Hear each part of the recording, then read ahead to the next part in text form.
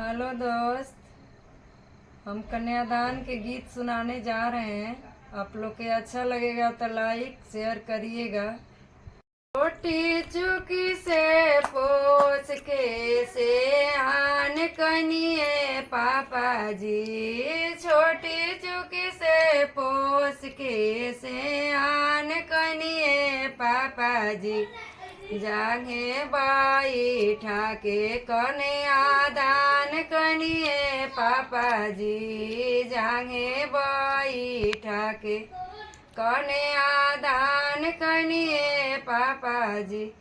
अपना जा जलावा उतार देनिए पापा जी। हम के जा जलावा में डाल देनिए पापा जी। हम के जा जलावा में डाल देनिए पापा जी।